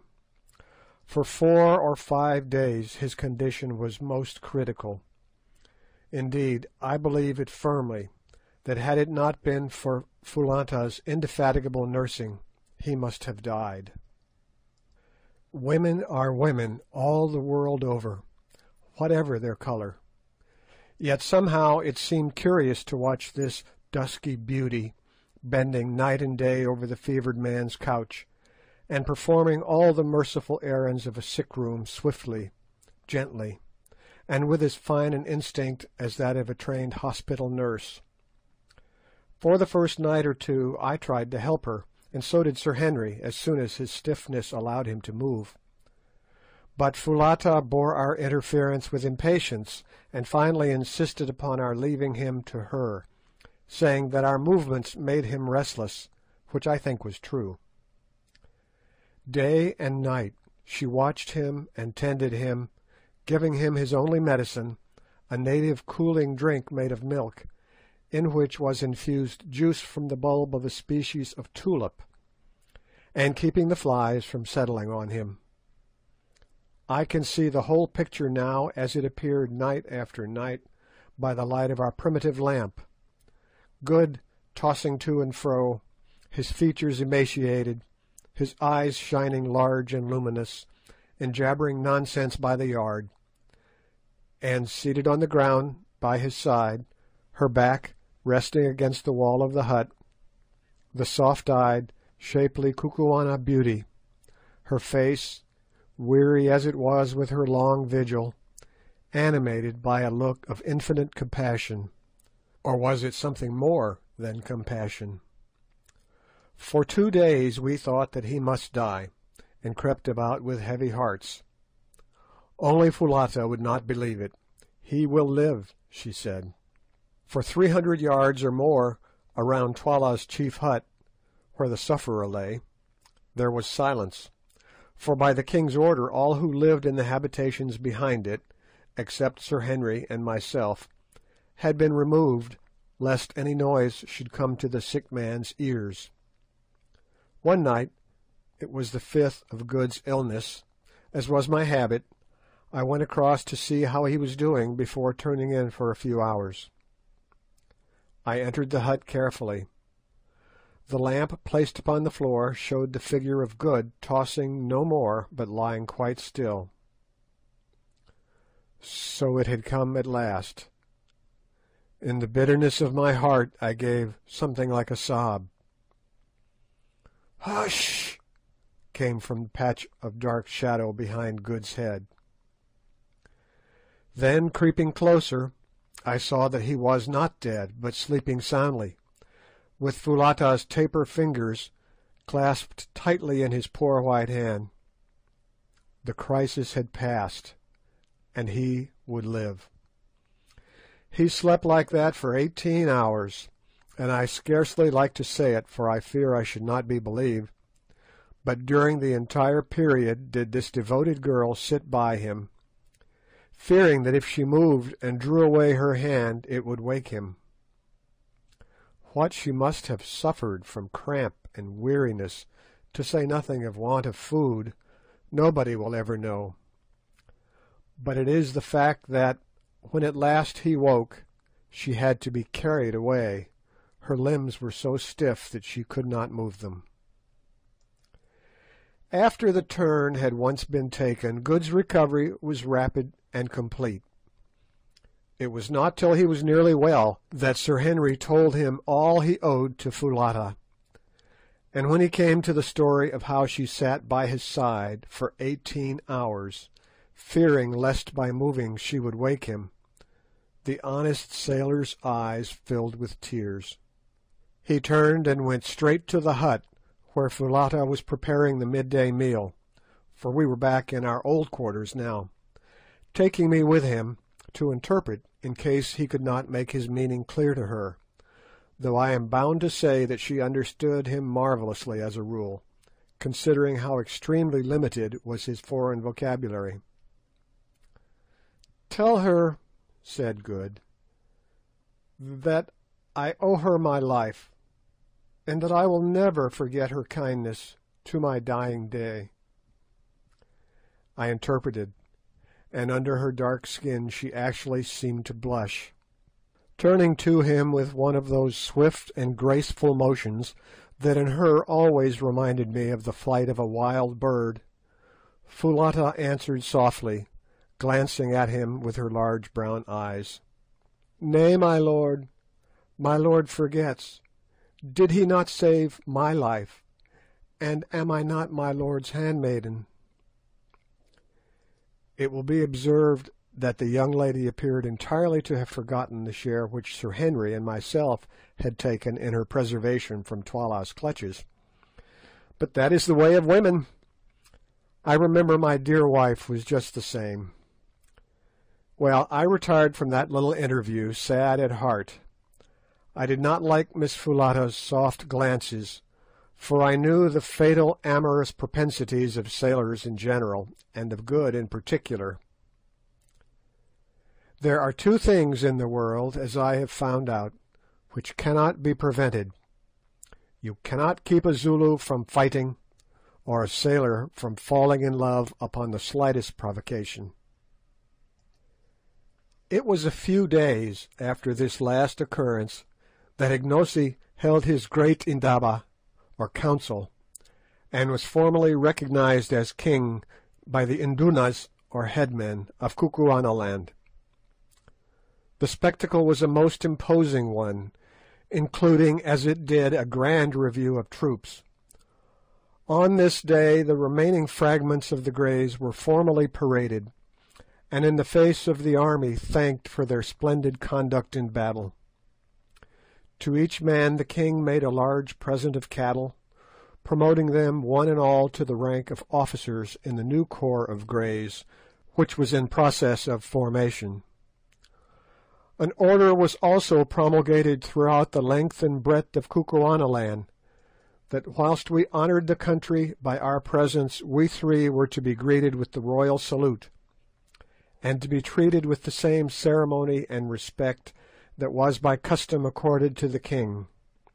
Also, the power of life and death was publicly conferred upon us. Ignosi, too, in the presence of his people, reaffirmed the promises which he had made, to the effect that no man's blood should be shed without trial, and that witch-hunting should cease in the land. When the ceremony was over, we waited upon Ignosi, and informed him that we were now anxious to investigate the mystery of the mines to which Solomon's Road ran, asking him if he had discovered anything about them. "My friends," he answered, "I have discovered this. It is there that the three great figures sit, who here are called the Silent Ones, and to whom Twala would have offered the girl Foulata as a sacrifice. It is there, too, in a great cave deep in the mountain, that the kings of the land are buried." There ye shall find Twala's body, sitting with those who went before him. There also is a deep pit, which at some time long dead men dug out, mayhap for the stones ye speak of, such as I have heard men in Natal tell of at Kimberley. There too, in the place of death, is a secret chamber, known to none but the king and Gagool. But Twala, who knew it, is dead, and I know it not, nor know I what is in it. Yet there is a legend in the land that once, many generations ago, a white man crossed the mountains, and was led by a woman to the secret chamber, and shown the wealth hidden in it. But before he could take it, she betrayed him, and he was driven by the king of that day back to the mountains, and since then no man has entered the place. The story is surely true, Ignosi, for on the mountains we found the white man, I said. Yes, we found him, and now I have promised you that if ye can come to that chamber, and the stones are there— The gem upon thy forehead proves they are there, I put in, pointing to the great diamond I had taken from Twala's dead brows.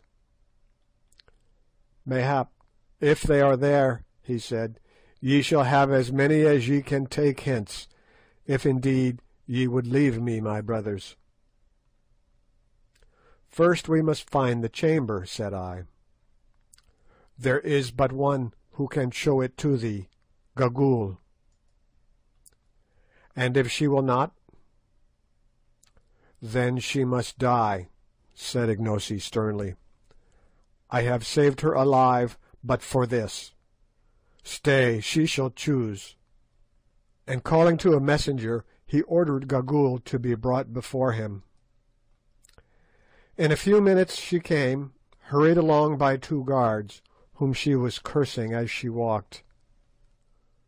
Leave her, said the king to the guards. But as soon as their support was withdrawn, the withered old bundle, for she looked more like a bundle than anything else, out of which her two bright and wicked eyes gleamed like those of a snake, sank in a heap onto the floor. What will ye with me, Ignosi? She piped. Ye dare not touch me. If ye touch me, I will slay you as ye sit. Beware of my magic. Thy magic could not save Twala, old she-wolf, and it cannot hurt me, was the answer. Listen, I will this of thee, that thou reveal to us the chamber where are the shining stones. Ha ha! She piped. None know its secret but I, and I will never tell thee. The white devils shall go hence empty-handed. Thou shalt tell me. I will make thee tell me. How, O king, thou art great, but can thy power wring the truth from a woman? It is difficult, yet will I do so. How, O king? Nay, thus, if thou tellest not, thou shalt slowly die. Die! She shrieked in terror and fury. Ye dare not touch me! Man, ye know not who I am. How old think ye am I? I knew your fathers, and your fathers' fathers' fathers. When the country was young, I was here. When the country grows old, I shall still be here. I cannot die unless I be killed by chance, for none dare slay me. Yet will I slay thee. See, Gagool, mother of evil, thou art so old that thou canst no longer love thy life. What can life be to such a hag as thou, who hast no shape, nor form, nor hair, nor teeth, hast naught save wickedness and evil eyes? It will be mercy to make an end of thee, Gagool." "Thou fool!" shrieked the old fiend. "Thou accursed fool! Deemest thou that life is sweet only to the young? It is not so, and naught thou knowest of the heart of man to think it. To the young, indeed, death is sometimes welcome, for the young can feel. They love and suffer, and it wrings them to see their beloved pass to the land of shadows. But the old feel not, they love not, and they laugh to see another go out into the dark. They laugh to see the evil that is done under the stars. All they love is life, the warm, warm sun, and the sweet, sweet air. They are afraid of the cold and the dark. And the old hag writhed in ghastly merriment on the ground. "Cease thine evil talk and answer me," said Ignosi angrily. "Wilt thou show the place where the stones are, or wilt thou not? If thou wilt not, thou diest even now." And he seized a spear and held it over her. "I will not show it. Thou darest not kill me, darest not. He who slays me will be accursed for ever." Slowly Ignosi brought down the spear till it pricked the prostrate heap of rags. With a wild yell Gagool sprang to her feet, then fell again and rolled upon the floor. "Nay, I will show thee, only let me live. Let me sit in the sun and have a bit of meat to suck, and I will show thee." "It is well. I thought that I should find a way to reason with thee. Tomorrow shalt thou go with Infadoos and my white brothers to the place. And beware how thou failest, for if thou showest it not, then thou shalt slowly die. I have spoken." "I will not fail, Ignosi. I always keep my word. Once before a woman showed the chamber to a white man, and behold, evil befell him." And here her wicked eyes glinted. "Her name was Gagool also. Perchance I was that woman." "Thou liest," I said. "That was 10 generations ago." "Mayhap, mayhap. When one lives long, one forgets. Perhaps it was my mother's mother who told me. Surely her name was Gagool also. But mark, ye will find in the place where the bright things are a bag of hide full of stones. The man filled that bag, but he never took it away. Evil befell him. I say, evil befell him. Perhaps it was my mother's mother who told me. It will be a merry journey. We can see the bodies of those who died in the battle as we go. Their eyes will be gone by now, and their ribs will be hollow." End of chapter 15. Chapter 16. The Place of Death. It was already dark on the 3rd day after the scene described in the previous chapter, when we camped in some huts at the foot of the 3 Witches, as the triangle of mountains is called, to which Solomon's Great Road runs. Our party consisted of our 3 selves and Foulata, who waited on us, especially on Good, Infadoos, Gagool, who was borne along in a litter, inside which she could be heard muttering and cursing all day long, and a party of guards and attendants. The mountains, or rather the 3 peaks of the mountain, for the mass was evidently the result of a solitary upheaval, were, as I have said, in the form of a triangle, of which the base was towards us, one peak being on our right, one on our left, and one straight in front of us. Never shall I forget the sight afforded by those three towering peaks in the early sunlight of the following morning. High, high above us, up into the blue air, soared their twisted snow wreaths. Beneath the snow line the peaks were purple with heaths, and so were the wild moors that ran up the slope towards them. Straight before us the white ribbon of Solomon's Great Road stretched away uphill to the foot of the centre peak, about 5 miles from us, and there stopped. It was its terminus. I had better leave the feelings of intense excitement with which we set out on our march that morning to the imagination of those who read this history.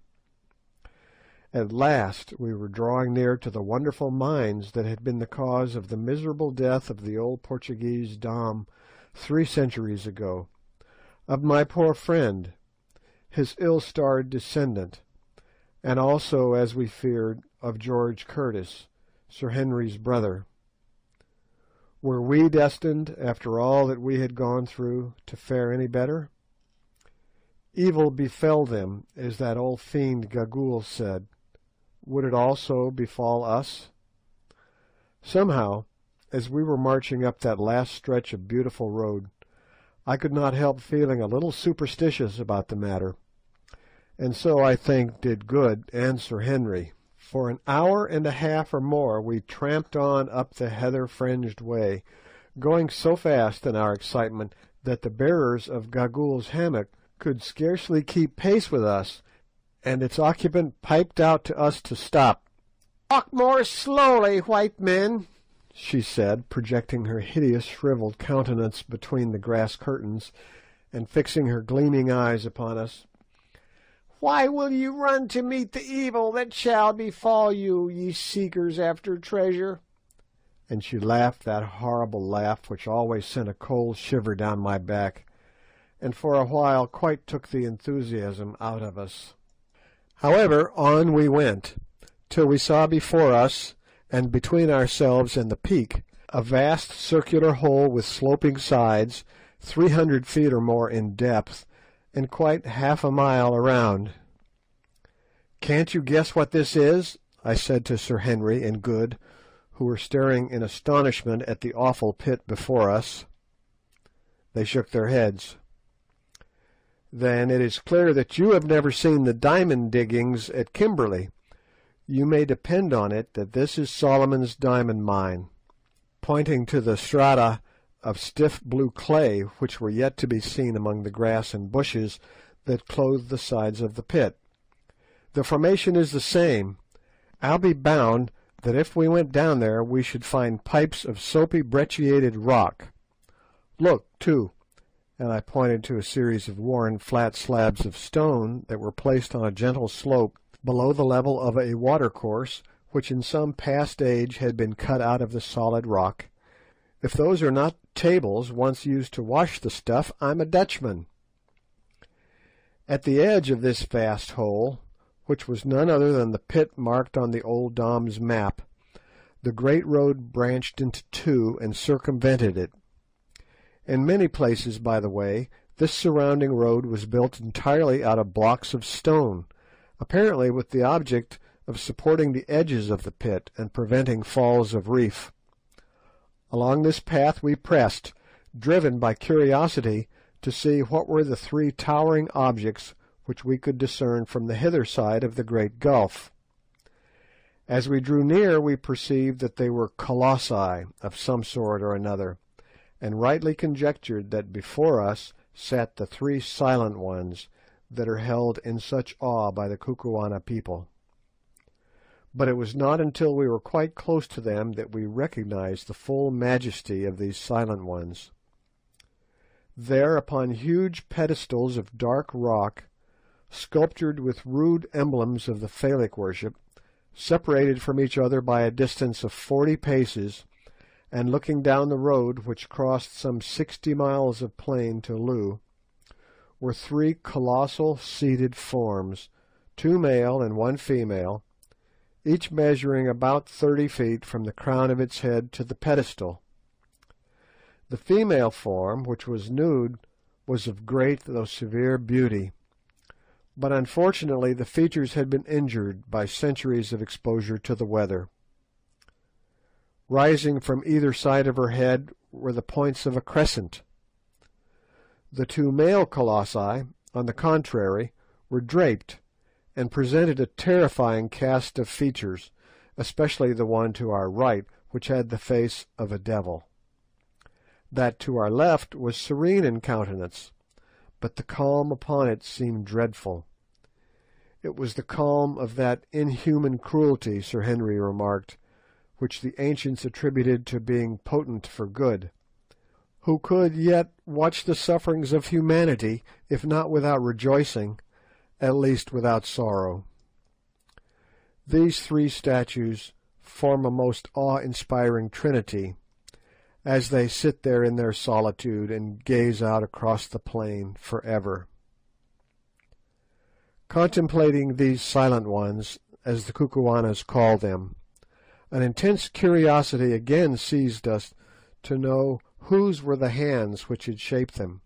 Who was it that had dug the pit and made the road? Whilst I was gazing and wondering, suddenly it occurred to me, being familiar with the Old Testament, that Solomon went astray after strange gods, the names of 3 of whom I remembered: Ashtoreth, the goddess of the Zidonians; Chemosh, the god of the Moabites; and Milcom, the god of the children of Ammon. And I suggested to my companions that the figures before us might represent these false and exploded divinities. Said Sir Henry, who is a scholar, having taken a high degree in classics at college. There may be something in that. Ashtoreth of the Hebrews was the Astarte of the Phoenicians, who were the great traders of Solomon's time. Astarte, who afterwards became the Aphrodite of the Greeks, was represented with horns like the half-moon, and there on the brow of the female figure are distinct horns. Perhaps these colossi were designed by some Phoenician official who managed the mines. Who can say?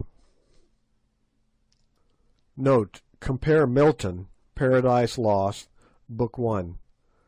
With these in troop came Ashtoreth, whom the Phoenicians called Astarte, Queen of Heaven, with crescent horns, to whose bright image nightly by the moon Sidonian virgins paid their vows and songs.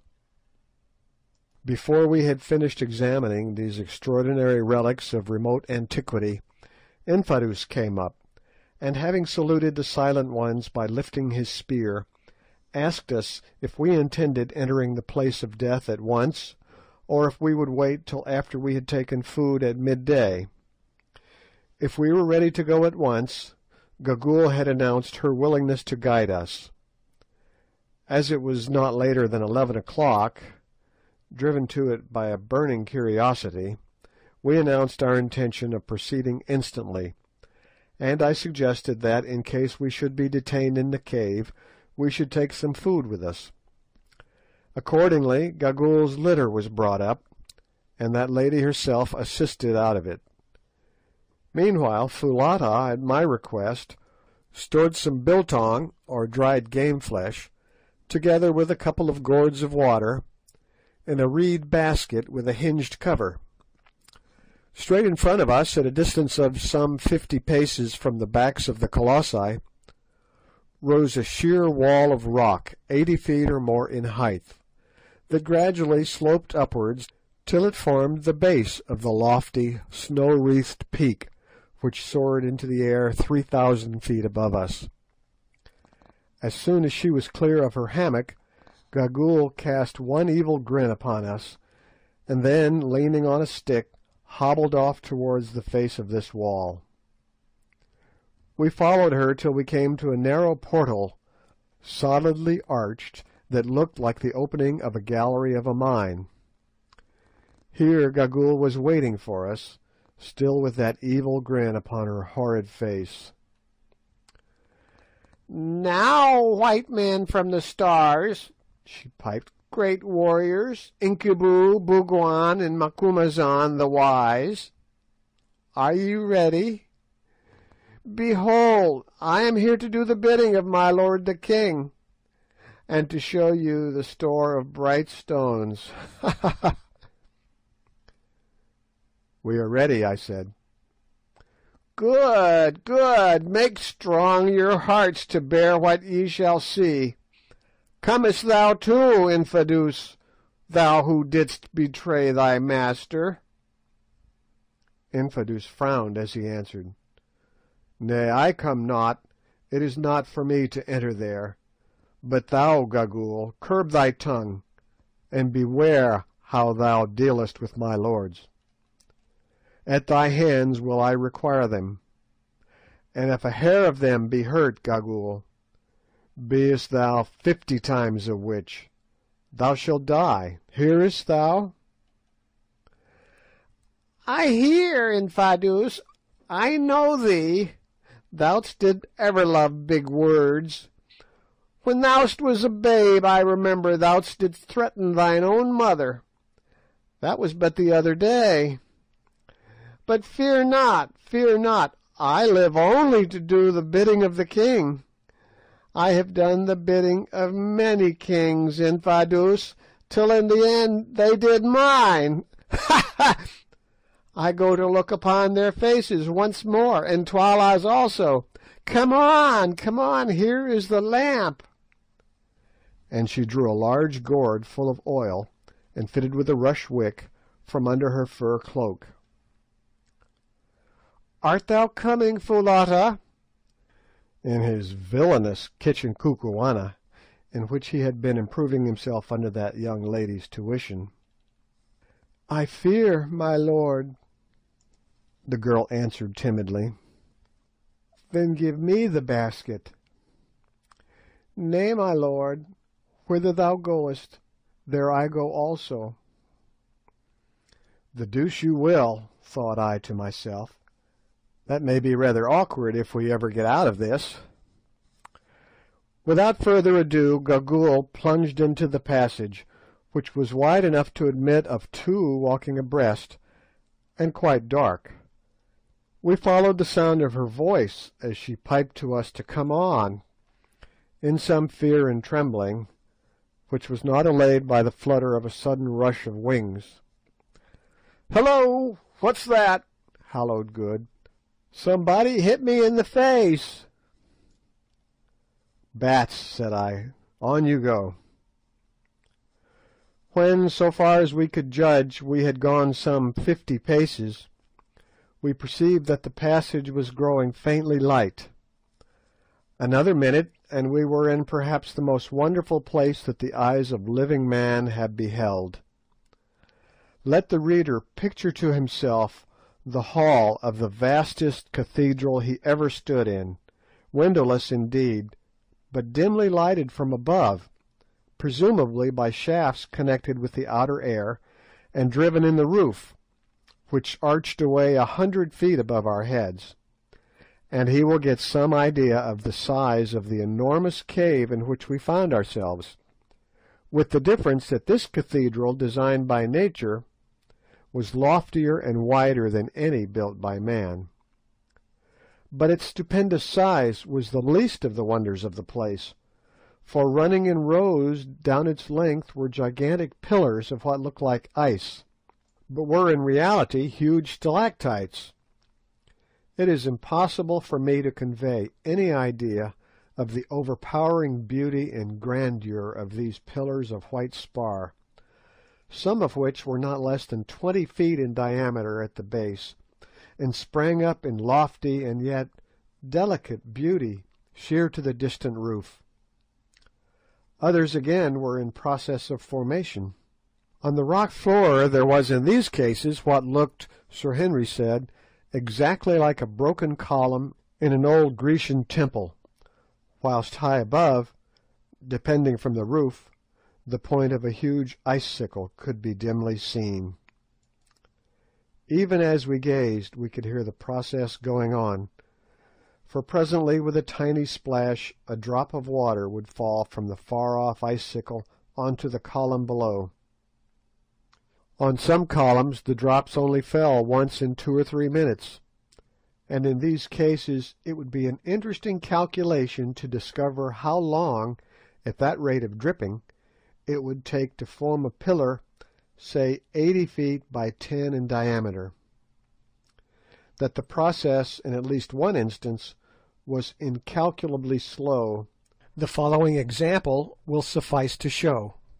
Cut on one of these pillars, we discovered the crude likeness of a mummy, by the head of which sat what appeared to be the figure of an Egyptian god, doubtless the handiwork of some old-world labourer in the mine. This work of art was executed at the natural height at which an idle fellow, be he Phoenician workman or British cad, is in the habit of trying to immortalise himself at the expense of nature's masterpieces, namely about 5 feet from the ground. Yet at the time that we saw it, which must have been nearly 3,000 years after the date of the execution of the carving, the column was only 8 feet high, and was still in process of formation, which gives a rate of growth of a foot to 1,000 years, or an inch and a fraction to a century. This we knew because, as we were standing by it, we heard a drop of water fall. Sometimes the stalagmites took strange forms, presumably where the dropping of the water had not always been on the same spot. Thus one huge mass, which must have weighed 100 tons or so, was in the shape of a pulpit, beautifully fretted over outside with a design that looked like lace. Others resembled strange beasts, and on the sides of the cave were fan-like ivory tracings, such as the frost leaves upon a pane. Out of the vast main aisle there opened here and there smaller caves, exactly, Sir Henry said, as chapels open out of great cathedrals.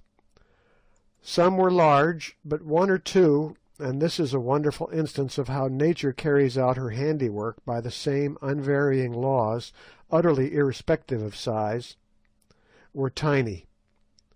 One little nook, for instance, was no larger than an unusually big doll's house, and yet it might have been a model for the whole place, for the water dropped, tiny icicles hung, and spar columns were forming in just the same way. We had not, however, enough time to examine this beautiful cavern so thoroughly as we should have liked to do, since unfortunately Gagool seemed to be indifferent as to stalactites, and only anxious to get her business over. This annoyed me the more, as I was particularly anxious to discover, if possible, by what system the light was admitted into the cave, and whether it was done by the hand of man or by that of nature that this was done. Also, if the place had been used in any way in ancient times, as seemed probable. However, we consoled ourselves with the idea that we would investigate it thoroughly on our way back, and followed on at the heels of our uncanny guide. On she led us, straight to the top of the vast and silent cave, where we found another doorway, not arched as the first was, but square at the top, something like the doorways of Egyptian temples. "Are ye prepared to enter the place of death, white men?" asked Gagool, evidently with a view to making us feel uncomfortable. "Lead on, Macduff," said Good solemnly, trying to look as though he was not at all alarmed, as indeed we all did except Foulata, who caught Good by the arm for protection. "This is getting rather ghastly," said Sir Henry, peeping into the dark passageway. "Come on, Quatermain, Signoris Prioress. We mustn't keep the old lady waiting." And he politely made way for me to lead the van, for which inwardly I did not bless him. Tap, tap, went old Gagool's stick down the passage, as she trotted along, chuckling hideously, and still overcome by some unaccountable presentiment of evil, I hung back. "Come, get on, old fellow," said Good, "or we shall lose our fair guide." Thus adjured, I started down the passage, and after about 20 paces found myself in a gloomy apartment some 40 feet long by 30 broad and 30 high, which in some past age evidently had been hollowed by hand labour out of the mountain. This apartment was not nearly so well lighted as the vast stalactite ante-cave, and at the first glance all I could discern was a massive stone table running down its length, with a colossal white figure at its head, and life-sized white figures all round it. Next I discovered a brown thing, seated on the table in the centre, and in another moment my eyes grew accustomed to the light, and I saw what all these things were, and was tailing out of the place as hard as my legs could carry me. I am not a nervous man in the general way, and very little troubled with superstitions, of which I have lived to see the folly, but I am free to own that this sight quite upset me, and had it not been that Sir Henry caught me by the collar and held me, I do honestly believe that in another 5 minutes I should have been outside the stalactite cave, and that a promise of all the diamonds in Kimberley would not have induced me to enter it again. But he held me tight, so I stopped because I could not help myself. Next second, however, his eyes became accustomed to the light, and he let go of me, and began to mop the perspiration off his forehead.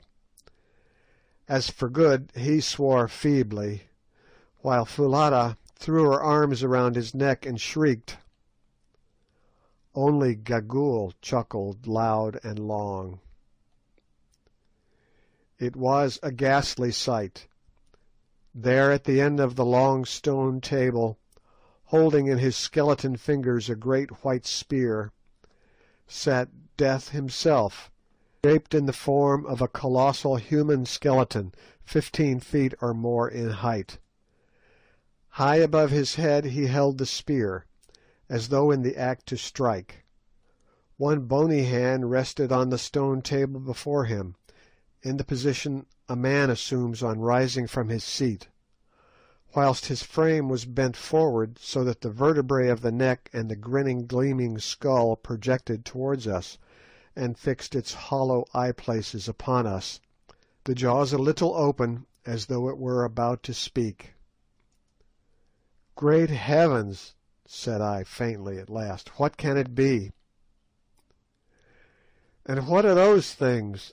asked Good, pointing to the white company round the table. "And what on earth is that thing?" said Sir Henry, pointing to the brown creature seated on the table. "Hee hee hee!" laughed Gagool. "To those who enter the hall of the dead, evil comes. Hee hee hee! Ha ha! Come, Incubu, brave in battle, come and see him thou slewest." And the old creature caught Curtis's coat in her skinny fingers, and led him towards the table. We followed. Presently she stopped and pointed at the brown object seated on the table. Sir Henry looked, and started back with an exclamation, and no wonder, for there, quite naked, the head which Curtis's battle-axe had shorn from the body resting on its knees, was the gaunt corpse of Twala, the last king of the Kukuanas. Yes, there, the head perched upon the knees, it sat in all its ugliness, the vertebrae projecting a full inch above the level of the shrunken flesh of the neck, for all the world like a black double of Hamilton Tighe. "Now haste ye, my handmaidens, haste and see how he sits there and glowers with his head on his knee." Over the surface of the corpse there was gathered a thin glassy film that made its appearance yet more appalling, for which we were at the moment quite unable to account. till presently we observed that from the roof of the chamber the water fell steadily, drip, drop, drip, on to the neck of the corpse, whence it ran down over the entire surface, and finally escaped into the rock through a tiny hole in the table. Then I guessed what the film was. Twala's body was being transformed into a stalactite. A look at the white forms seated on the stone bench which ran round that ghastly board confirmed this view. They were human bodies indeed, or rather they had been human. Now they were stalactites. This was the way in which the Kukuana people had, from time immemorial, preserved their royal dead. They petrified them. What the exact system might be, if there was any, beyond the placing of them for a long period of years under the drip, I never discovered, but there they sat, iced over and preserved for ever by the siliceous fluid.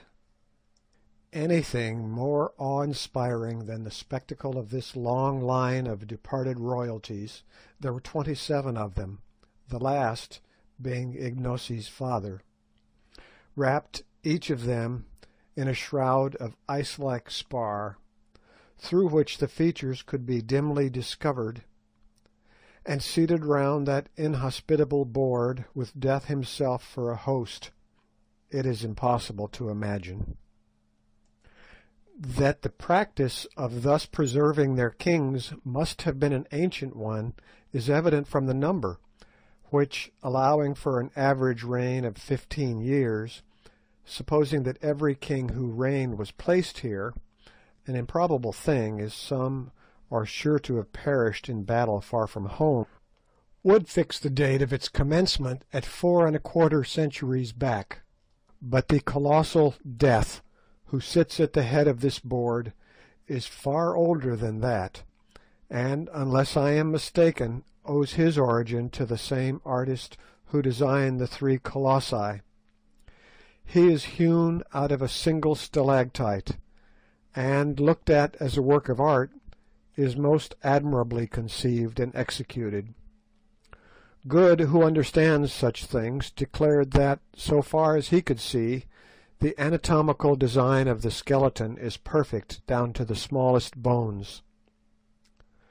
My own idea is that this terrific object was a freak of fancy on the part of some old-world sculptor, and that its presence had suggested to the Kukuanas the idea of placing their royal dead under its awful presidency. Or perhaps it was set there to frighten away any marauders who might have designs upon the treasure chamber beyond. I cannot say. All I can do is describe it as it is, and the reader must form his own conclusion. Such, at any rate, was the White Death, and such were the White Dead. End of chapter 16.